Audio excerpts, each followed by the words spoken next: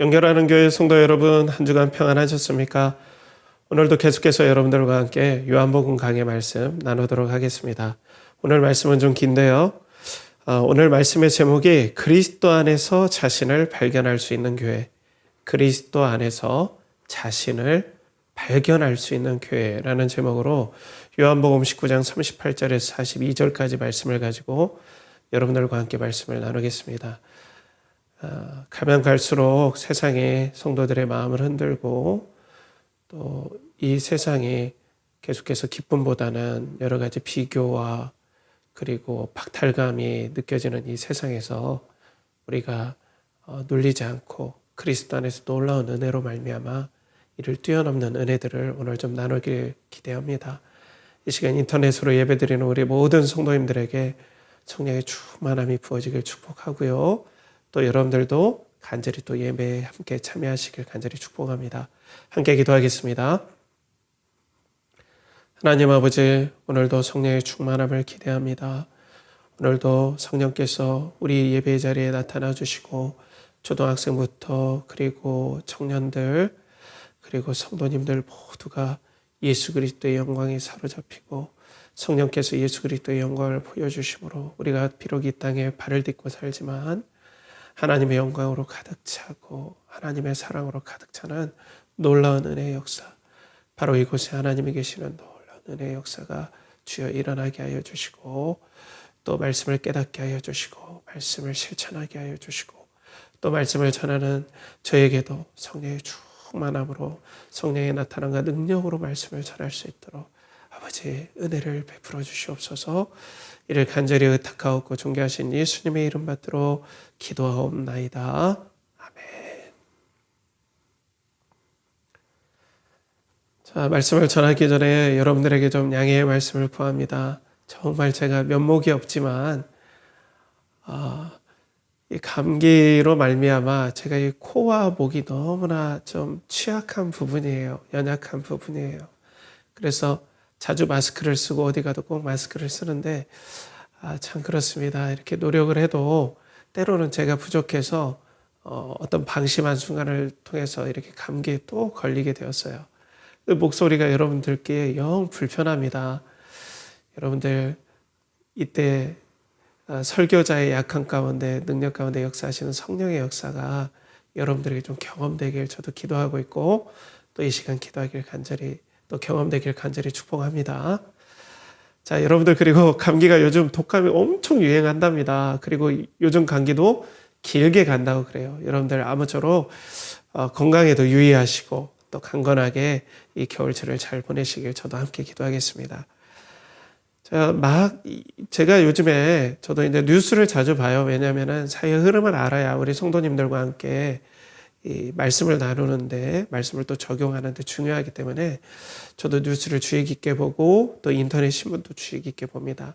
거기에 조선일보에 이런 기사가 나왔어요. 왜 한국이 가장 우울한 나라다 라는 제목의 이제 여러 날 동안 이 기사가 떴습니다. 저도 좀 주의 깊게 봤어요.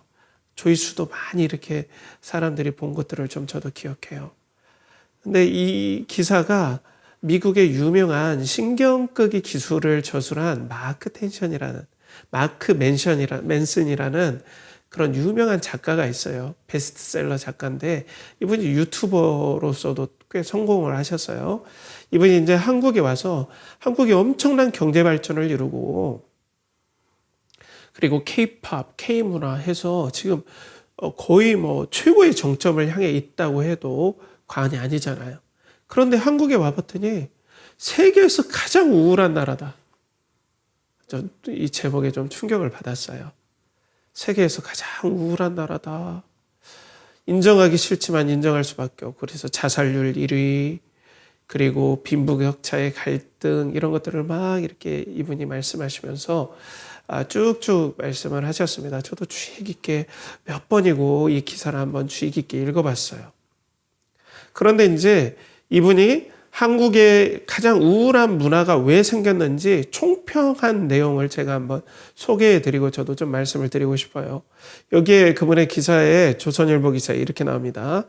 맨슨은 한국 사회의 우울증의 원인을 유교와 자본주의에서 찾았다. 그는 슬프게도 한국은 유교의 가장 나쁜 부분인 수치심과 남을 판단하는 부분을 극대화하는 반면 가족이나 지역사회와의 친밀감을 저버렸다며 한편 그들은 자본주의의 최악의 단면인 현란한 물질주의와 돈벌이에 대한 집착을 강조하는 반면 가장 좋은 부분인 자기 표현과 개인주의는 무시했다고 말했다. 그러니까 한국의 장점이 이 유교의 깊은 문화와 우리나라가 저는 유교의 문화가 있다는 것에 대해서 하나님께서 예수 그리스도를 받아들이기 전에 이 유교라는 탄탄한 어떤 전통과 또 우리의 윤리적인 어떤 사람들의 기초를 만드는데 하나님께서 이걸 사용하셨다는 데에서는 전 개인적으로 감사하고 있습니다. 유교대로 가야 된다는 건 아니지만 이런 기반이 너무 좋은 기반이긴 해요. 그래서 우리가 복음을 잘 받아들이고 또 배울 수 있는 문화가 되었죠. 그런데 이게 이제 부작용이 수치의 문화, 남을 판단하는 문화가 거꾸로 이 부정적인 이 부분들이 더 부각이 돼서 이제 우리가 더욱더 우울하게 됐고 또 자본주의가 우리는 급속하게 받아들였잖아요. 그리고 자본주의를 급속하게 발전을 시켰어요. 압축된 단기간 동안에. 그렇기 때문에 엄청난 부작용이 생겼죠. 그래서 오히려 물질주의 세속 문화가 너무나 강하게 우리 가운데 들어왔기 때문에 저희가 말씀으로 나눴던 그런 여러 가지 부작용들이 생겼다. 어떤 사회 계층이 너무나 분리가 돼버렸다. 때문에 이걸 뛰어넘을 수 없는 간극이 너무 커져서 사람들이 너무나 우울해한다. 이렇게 얘기를 하고 있어요. 그런데 여기서 이 마크 맨슨이라는 분은 이 사회의 우리나라의 우울한 부분을 이제 유교와 자본주의에 대한 어떤 부작용으로 이렇게 분석을 했다면 저는 좀 다르게 읽혔습니다. 그건 뭐냐면 공동체가 그렇게 중요하다라는 거죠. 공동체가 그렇게 중요하다.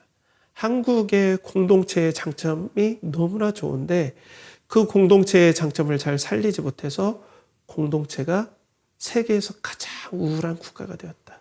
그 말은 뭐예요?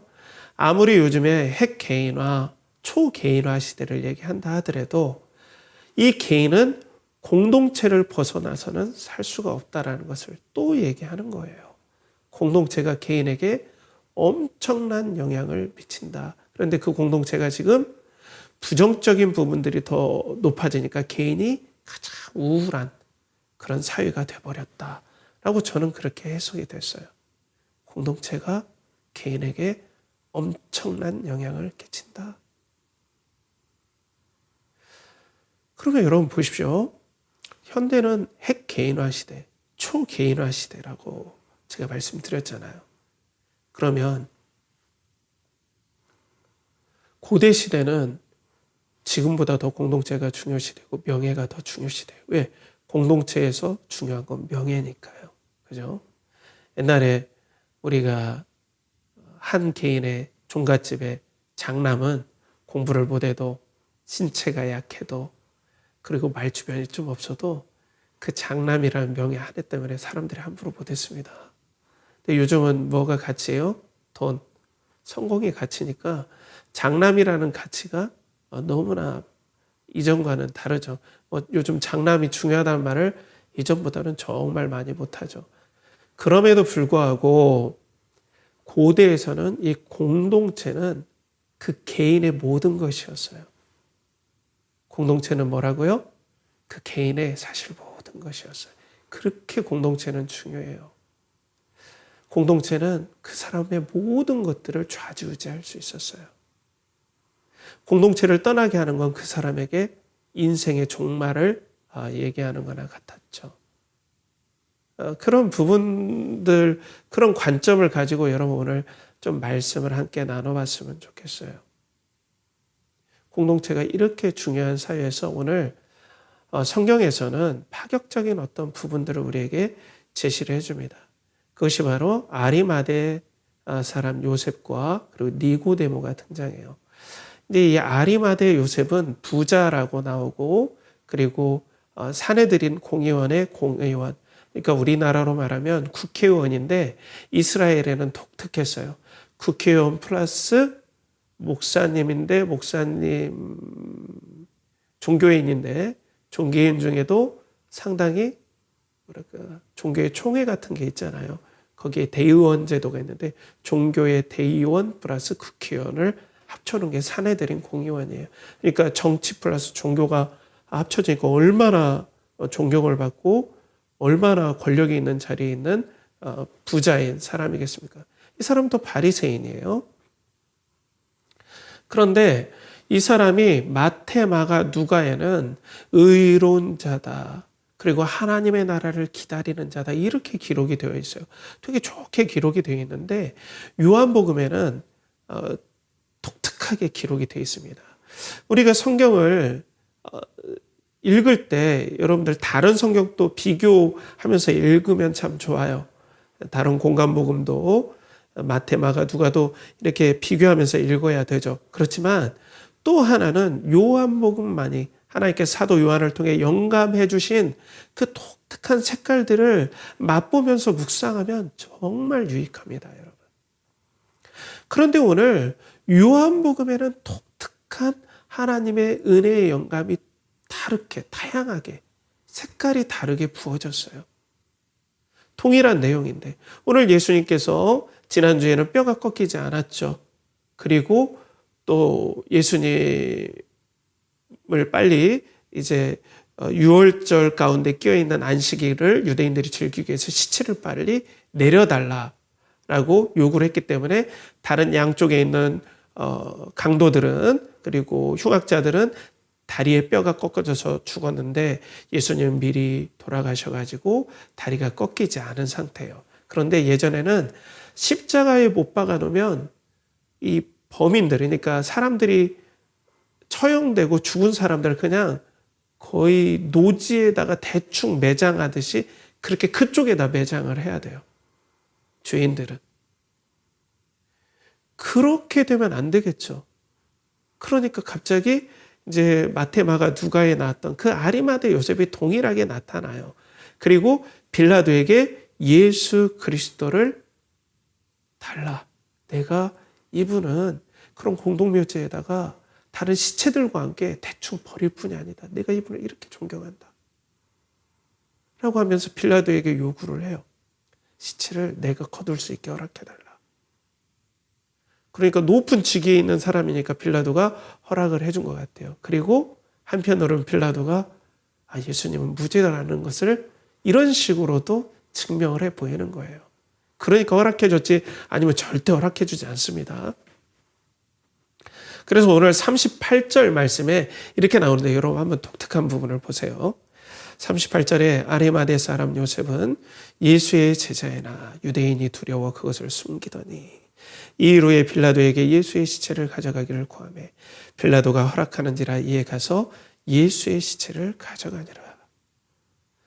이게 다른 복음서에 이 내용이 나오지 않습니다. 빌라도는 아리마대 요셉은 예수의 제자이다. 이 내용 다른 복음서에는 안 나와요.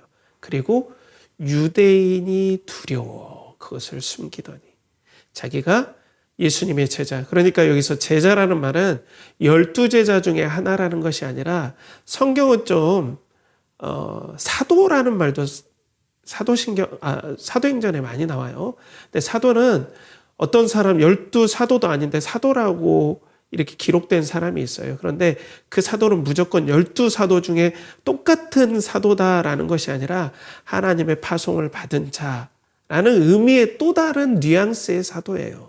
그러니까 여기서 제자이나라고 할 때는 예수님의 추종자였으나라는 뜻으로 좀 이해하면 좋아요. 12제자에 포함됐다라고 생각하면 안 돼요. 그런 뉘앙스 차이는 있지만 중요한 건 뭐예요? 유대인을 두려워했다라는 내용이 들어가요. 그 말씀이 요한복음 중간 정도에 나와요. 많은 사람들이 예수님을 믿었는데 관원들, 이런 사내들인 공의원들이 많은 어떤 식자들이나 리더십 계층들이 예수 그리스도를 믿었지만은 유대인들이 두려워서 자신의 이 예수 그리스도를 따른다는 걸 숨겼던 그런 부분들. 그러니까 아리마대 요셉이 그런 사람이다. 유대인들이 두려워서 예수님을 추종한다는 걸 숨겼던 사람이다. 이 사람이 예수님의 돌아가신 걸 보고 갑자기 어떻게 마음이 변했는지 모르지만 빌라도에게 예수님의 시신을 거두게 허락하니까 해달라라고 이제 요청을 했다는 내용이 나와요. 그리고 난 다음에 마태, 마가, 누가에는 나오지 않는 니고데모가 갑자기 등장해요. 다른 복음서에는 이 대목에서 니고데모가 나오지 않습니다.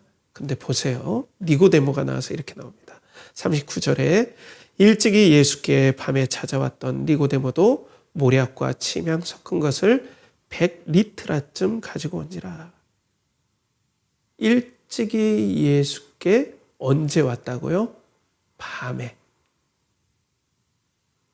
일찍이 예수께 밤에 찾아왔죠. 요한복음 3장에 보면 그렇죠. 니고데모가 밤에 찾아와요. 자, 그러면 우리가 어떤 걸 추측해 볼 수 있냐면 많은 사람들이 이 니고데모는 유대인들에게 들킬까 봐, 다른 유대인들에게 들킬까 봐 밤에 예수님을 찾아왔다. 그 말은 뭐예요? 유대인들을 두려워했다는 거죠. 다른 유대인들. 자기가 예수의 추종자라는 게 밝혀지면 엄청난 공동체가 아까 고대 시대에는 자기 자신이라고 그랬죠. 공동체에서 쫓겨나면 인생이 끝나는 거예요. 모든 커리어, 경력이 다 끝나는 거예요. 모든 재산이 다 박탈당하는 거예요. 모든 명예가 끝나는 거예요. 인생이 끝났다고 생각하면 돼요. 너무 두려운 거예요. 그런데 그걸 더 이렇게 확증해 주는 것이 원문을 보면 또 재밌게 읽혀져요. 거기에 보면 이 원문에는 처음에 이 39장에 어떻게 나오냐면 원문을 직역하면 그도 또한 왔다. 그도 또한 왔다. 그도 아리마대 요셉처럼 유대인을 두려워했던 니고데모 그도 또한 왔다. 이렇게 하는 거예요.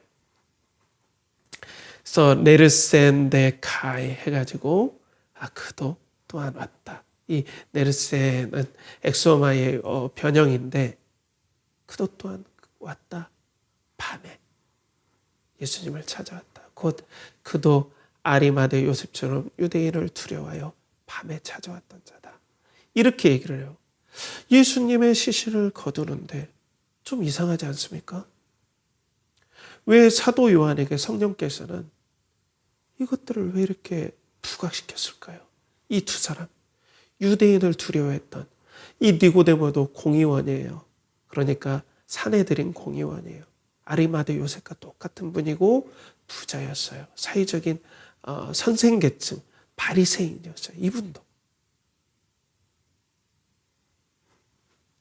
근데 왜 사도 요한은 다른 복음서에서 나오지 않는 이 부분들을 더 부각시키고 성령께서 이런 부분들을 왜 감동하셨을까요? 분명한 건 이 말씀을 받는 처음에 수신자, 성도들 중에 우리가 거꾸로 추측해 보면 뭔가 유대인을 두려워하는 사람들이 많았던 것 같아요. 유대인의 공동체에 나와서 자기가 축출될까 봐. 그리고 축출되면 인생이 망할까 봐. 그 공동체에서 축출되면 자신의 모든 재산, 자신의 생명까지도 그들은 저주를 선포하고 출교하고 죽이기까지 했거든요.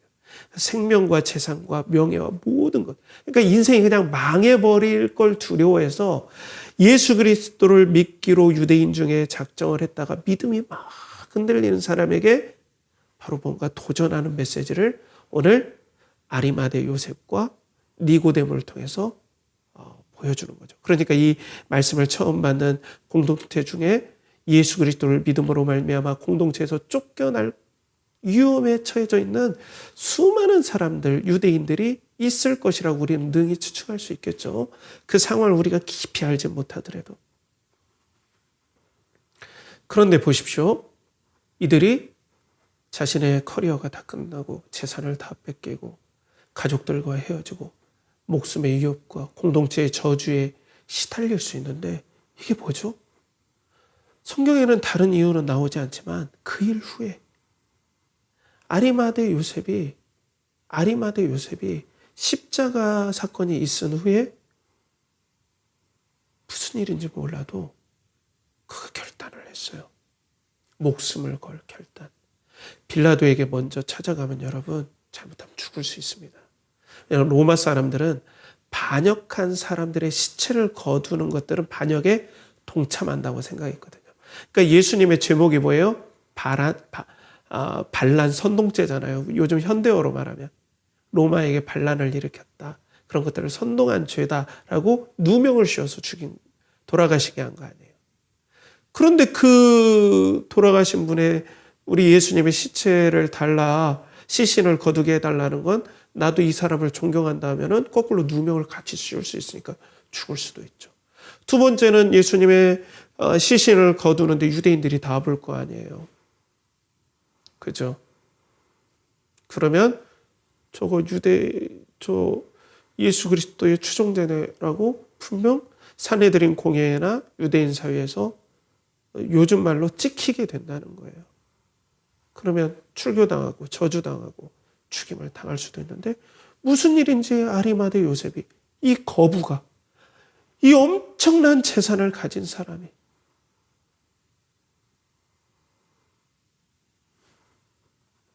무슨 결단을 하고 예수님의 시신을 거두게 해달라.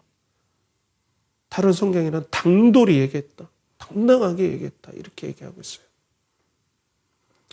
니고데모도 마찬가지죠.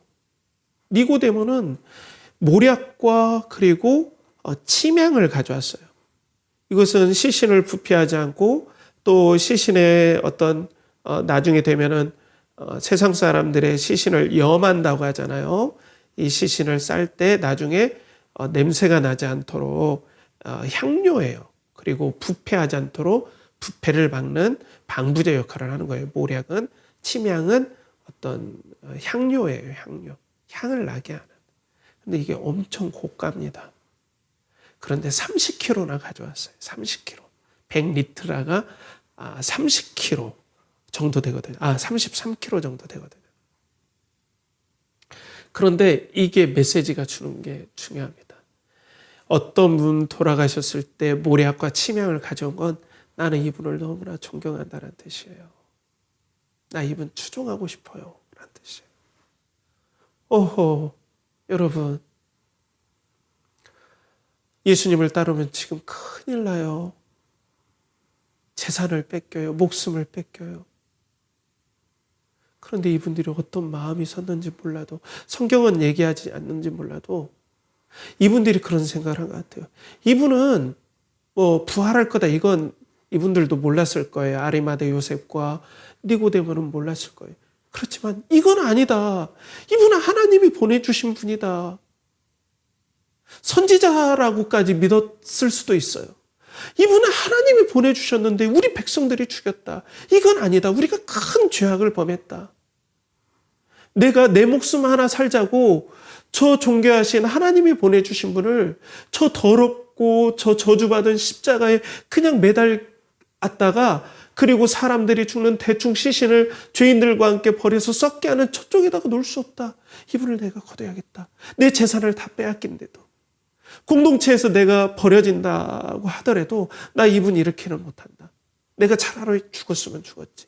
라고 이 두 분이 마음의 결단을 하고 예수님의 시신을 거두는 일에 참석했다는 거 오늘 사도 요한은 이렇게 보여줘요. 다른 복음서와 다르게. 그러면 무엇을 도전할까요? 동일하게 유대인을 두려워했던 이 편지를 받는, 이 복음서를 받는, 요한복음을 받는 당시에 많은 크리스천들이, 유대인인 크리스천들이 나도 지금 너무나 아리마대 요셉처럼 니고데모처럼 너무나 두렵고 내 인생이 망해버릴 것 같고 예수님 쫓아다닌다고 하면 내가 죽을 수도 있고 재산을 다 빼앗기고 명예도 다 빼앗기고 내 인생 완전히 망해버릴 텐데. 그런데 성경은 뭐라고 해요? 너희들은 예수의 부활도 알고 승천하심도 알면서도 왜 두려워하냐? 아리마대 요셉과 니고데모는 부활도 모르고 승천도 모르고 성령께서 임하심도 몰랐는데도 이렇게 결단하고 하나님이 보내주신 분임을 믿고 하나님의 아들이시라고 믿었는지 안 믿었는지는 모르지만 목숨을 걸고 이렇게 예수님 앞에 나왔는데 너희들은 성령을 받고 예수 그리스도의 부활과 승천하심을 보면서까지도 왜 두려워하냐? 너희들 다시 유대인 공동체에서 너희들의 명예를 찾고 너희들이 행복한 것들을 꿈꾸지 말고 이제는 그리스도의 교회에서 너희들이 얼마나 소중한 존재고 예수 그리스도 안에서 너희들이 새롭게 너희 자신을 발견하도록 해라. 이제 유대인의 공동체에서 명예를 얻으려고 하지 말고 예수 그리스도의 이 교회의 공동체에서 너희들의 존귀함과 명예와 그리고 너희들의 가치를 생각하라. 이렇게 도전하는 거예요. 그런데 강력한 도전이에요. 그것을 위해서 죽음을 두려워하지 말아라. 재산을 빼앗기는 걸 두려워하지 말아라. 인생이 망할 것 같은 엄청난 압박에 대해서 굴복하지 말아라. 라고 강력한 도전이 이 말씀에 숨겨져 있다는 거예요. 예수님의 시신을 거두는 이 장면을 통해서. 그러면 요즘 말로 하면 뭘로 바꿀 수 있을까요? 우리가 예수 그리스도를 따라가는데 때로는 예수 그리스도를 따라가면 손해도 봐야 되고 또 예수 그리스도를 따라가면 명예를 쫓아가는 것을 내가 내려놓고 오직 예수 그리스도 안에서 때로는 전략하고 때로는 자신을 낮추고 자신을 부인해야 되고 때로는 고난을 받아야 되고 하는 모든 일이 있는데 세상에서 내가 세상의 영광을 쫓아서 세상에서 나의 이름을 드러내고 세상에서 내가 존귀함을 받는 그 일이 아니라 오직 성도는 누구 안에서 자신을 발견해야 된다라고 오늘 도전합니까? 그리스도 안에 있는 너희 자신이 얼마나 존귀한가를 발견하고 그것을 위해서 다른 것과 타협하지 마라 라고 오늘 말씀은 우리에게 도전하고 있다는 거예요. 세상에서 인정받고 세상에서 그 성취와 성공을 통해서 너희 자신의 존재가치 내가 이렇게 나 세상에서 이렇게 인정받으니까 너무나 소중하고 나는 너무나 존귀한 사람이구나. 나 잘 나가고 있다. 나 너무나 소중하다. 내 인생은 성공했다. 난 너무나 가치롭다가 아니라 그리스도 안에서 너희들이 얼마나 존귀한지를 바라보고 예수 그리스도의 영광 안에서 너희가 얼마나 소중한지를 발견하면서 그 소중함을 발견하는 일에 대가를 지불하고 헌신이 요구될지라도 결코 이 자리를 떠나지 말라라고 도전하는 거예요. 그렇다면 좀 더 넓게 뭐가 되겠습니까? 진정한 교회는 하나님께서 기뻐하시는 교회는 바로 그리스도 안에서 자신의 가치 그리고 자신의 누군가를 발견하게 해주도록 도와주는 교회가 진정한 교회다. 성도들로 하여금 세상에서 자신의 가치를 발견하도록 하는 것이 아니라 오직 그리스도의 영광이 얼마나 놀라운지 그리스도가 얼마나 소중한지 그리스도 안에 있는 그 영광이 세상의 어떤 것보다 비교할 수 없는데 그 그리스도 안에 성도가 있다는 것을 계속해서 가르치고 격려해줘서 성도들로 하여금 자신을 그리스도 안에서 발견하도록 돕는 교회가 하나님께서 기뻐하시는 교회다라고 우리는 조금 더 바꿔서 설명해 줄 수 있습니다. 사랑하는 성도 여러분, 하나님께서 그리스도께서 기뻐하시는 교회는 성도들이 그리스도 안에서 자신이 얼마나 소중한지 자신의 가치를 발견할 수 있도록 도와주는 교회가 이 시대에 하나님께서 찾는 교회라는 것을 우리는 알 수 있죠.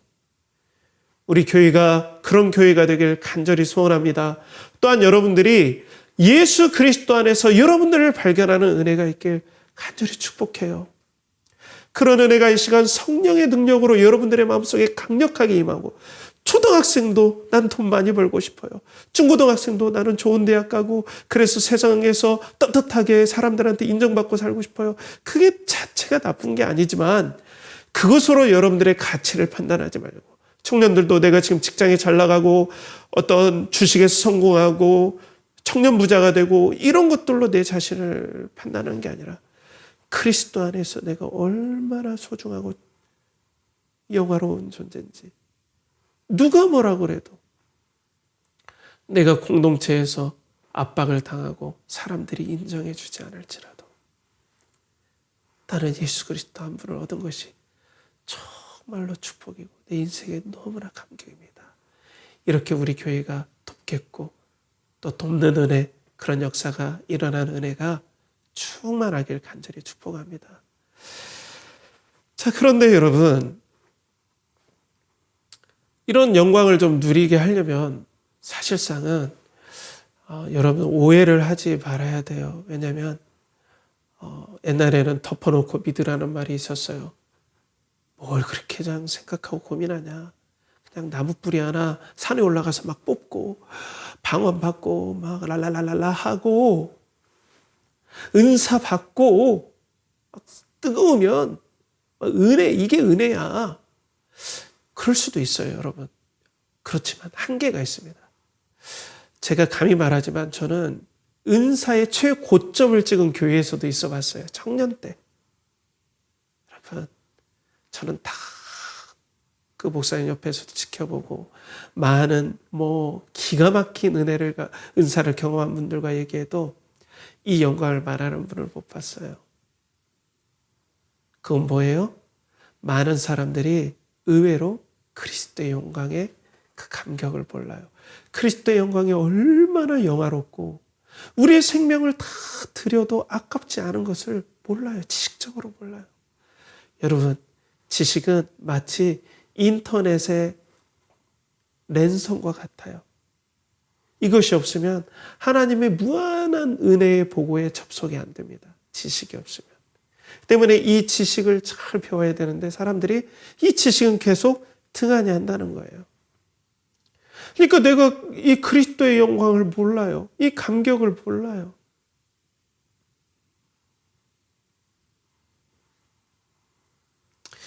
예전에 피자가 보급되지 않을 때 저는 피자가 무슨 맛인지 도저히 모르겠더라고요.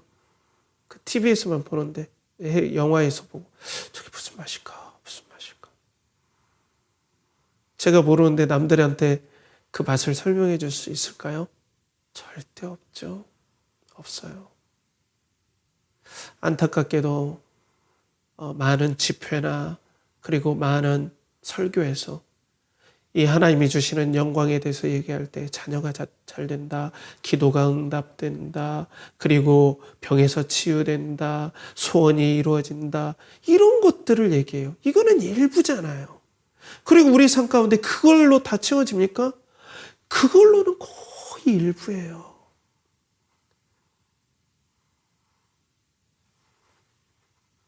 그러니까 사람들에게 이상한 메시지를 주는 거예요. 예수 믿으면 이렇게 잘 된다. 예수 믿으면 이게 영광이다. 이렇게 지식을 알고 있으면 사람들이 엉뚱한 곳에 막 헤매요. 성공이 영광이다. 세상과 똑같은 세상의 세속주의가 교회로 막 흘러 들어올 수밖에 없어요. 그 영광을 모르니까. 그리고 교회의 영광도 몰라요. 교회가 얼마나 영광스러운 곳인지. 그 교회의 영광을 배우지 못했기 때문에 그래요. 그리스도와 연합된 교회의 영광, 그 영광스러운 교회, 영광스러운 그리스도와 연합된 교회가 얼마나 영화로운지. 여러분, 그걸 아셔야 됩니다. 요즘은 초개인화 시대, 핵개인화 시대의 흐름들이 있잖아요. 그러니까 이제 제가 철학 같은 건 얘기하지 않겠지만 쉽게 얘기해서 네 인생을 찾으라 이거예요. 그게 행복이다. 그 가치를 찾으라. 명예보다 더 중요하다. 지금까지 너를 올감했던 수많은 전통보다 더 중요하다. 이렇게 하는데 여러분, 개인이 가치를 만들어내는 건 거의 불가능합니다. 그 가치를 만들어내는, 내 개인의 가치를 만들어낸다는 것도 개인의 가치를 만들어내는 사람들의 보이지 않는 공동체 안의 가치예요. 그러니까 공동체를 떠날 수가 없어요. 그러니까 가치는 기존에 하나님께서 사람들에게 부여하신 처음부터 있었던 것이고, 이게 공동체 안에서, 전통 안에서 계속 구현이 돼요. 좀 말이 어렵죠. 쉽게 해서 공동체와 전통을 떠나서는 가치를 만들 수가 없어요. 그러니까 사람들이 그걸로 가치를 못 찾으니까 어떻게 찾아요? 돈과 성공에서 자신의 인생의 가치를 찾잖아요. 돈을 많이 벌으면 나 성공했구나, 나 가치롭구나, 이렇게밖에 할 수가 없어요. 그리고 다른 가치를 찾지 못하니까 어때요? 소확행이에요. 일상에서 빵 굽는 냄새, 냄새 좋다. 이 빵 굽는 냄새. 그리고 짜장면 먹을 때 후룩후룩 할 때 그 어떤 면발의 그 식감. 이 작은 행복을 많이 느끼는 거. 이런 것들이 바로 내 인생을 가치롭고 행복하게 한다라고 소확행으로 하지만, 그 소확행이 퍼진 지금 우리나라는 우울증의 최고 정점을 찍고 있어요.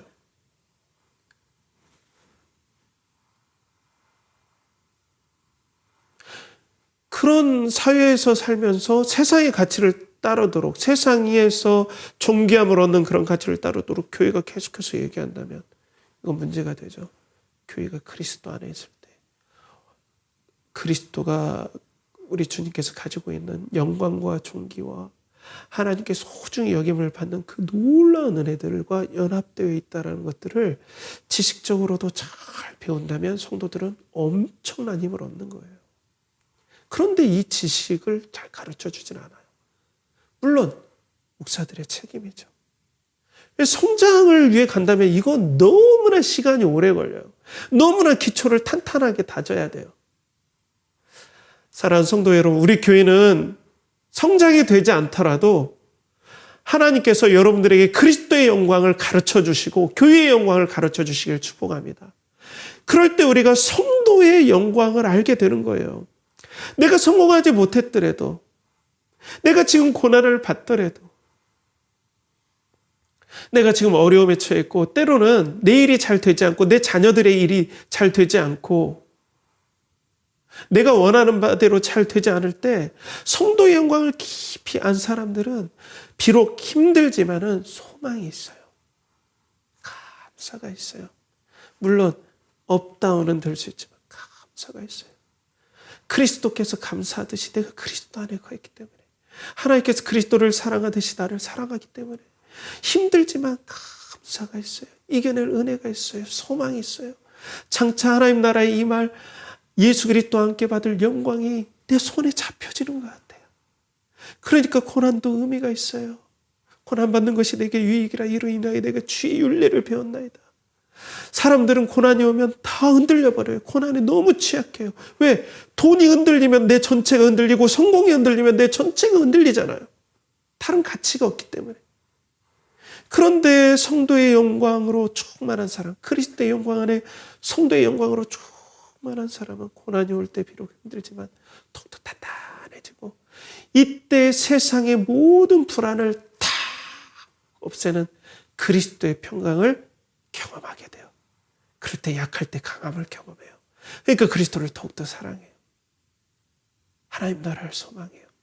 이게 성도의 영광입니다. 성도 여러분, 우리 교회가 이런 은혜를 부어주는 통로가 되고, 예수 그리스도 안에서 여러분들이 얼마나 존귀한지, 그리스도가 얼마나 우리의 사랑과 모든 헌신을 바치기에 합당하며, 그 그리스도께서 공경했던 하나님 아버지를 위해 목숨도 아깝지 않은 것이 바로 교회의 영광이고 성도의 영광임을 나누는 교회가 되길 간절히 소원합니다.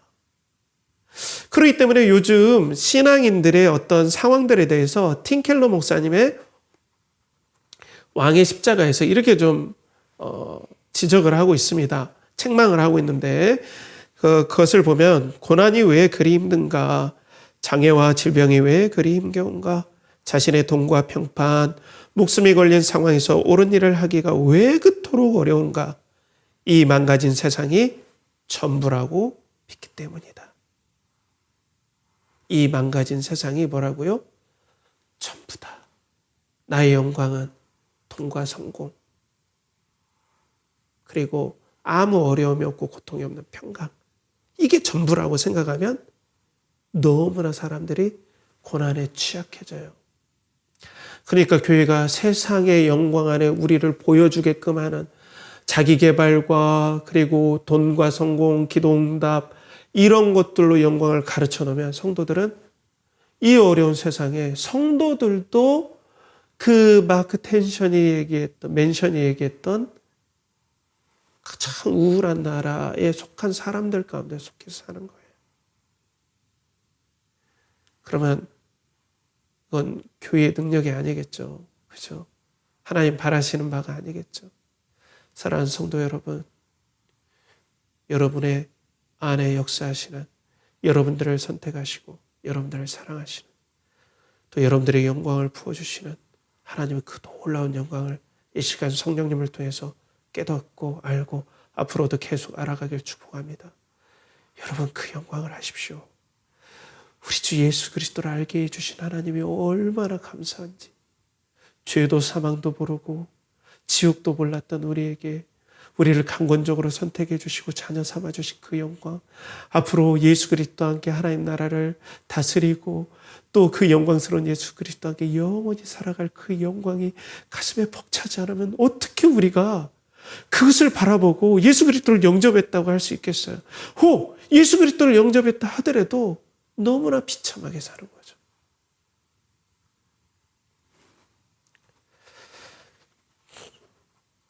그런데 오늘 말씀에 보면은 하나님께서 우리를 격려해 주세요. 예수님을 통해서. 오늘 말씀 본문에 보면은 예수님의 시체, 그리고 시체를 대신하는 그런 말이 총 4번이 나옵니다. 4번. 왜 이렇게 그걸 강조했을까요? 여러분, 당시 사람들이 우리 예수님의 시체를 거둘 때, 시신을 거둘 때, 십자가에 달린 그 시신을 거둘 때, 핏기가 하나도 없는 그 시신, 그 채찍질에 너무나 과다출혈이 돼서 피부가 다 찢어지고 살갗이 다 벗겨지고 살이 파이고 뼈가 보이는 그, 어떻게 보면 여러분 정말 죄송해요. 예수님을 그렇게 표현하는 것이 너무나 죄송하지만 마치 악한에게 흉기로 너무나 몸이 훼손된 듯한 그런 비참한 듯한 그 모습. 옆구리에 창이 찔려서 피가 계속 흘러나오고 머리에 가시면류관을 씌워서 이마가 다 찢어지고 주먹으로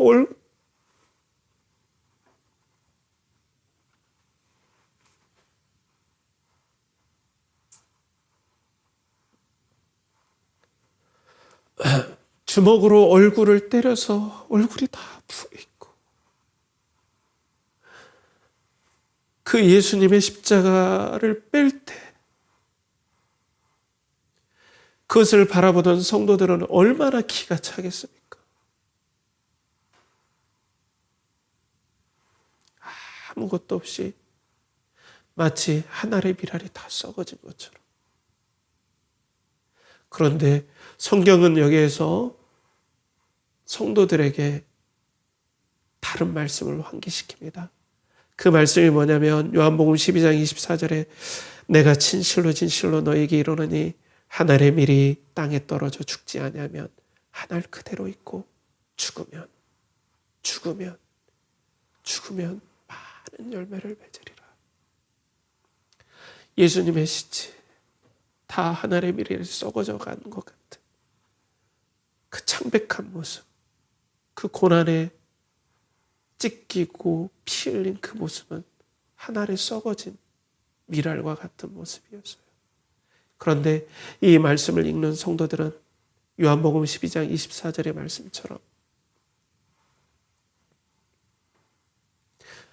교회에 나온 성도들의 공동체가 나옴을 이 말씀을 통해서 성도들은 마음속에 아멘 했을 거예요. 예수님의 희생과 예수님의 피를 쏟아서 예수님의 모든 헌신을 쏟아서 탄생한 공동체가 우리 공동체구나. 예수님의 사랑이 묻어있고 생명이 묻어있는 이 존귀한 공동체에 우리가 있구나. 교회가 이렇게 소중하구나. 교회의 영광이 이렇게 있구나. 예수님께서 피를 흘리고 사셨구나. 이 말씀을 읽고 예배에 참석한 성도들은 그 은혜들을 막 가슴에 마음속에 계속해서 성령께서 감동하셨을 거예요. 그리고 난 다음에 어떻습니까? 오늘 40절에서 42절까지 보면은 또 독특한 부분들이 나와요. 이에 예수의 시체를 가져다가 유대인의 장례법대로 그 향품과 함께 세마포로 쌌더라.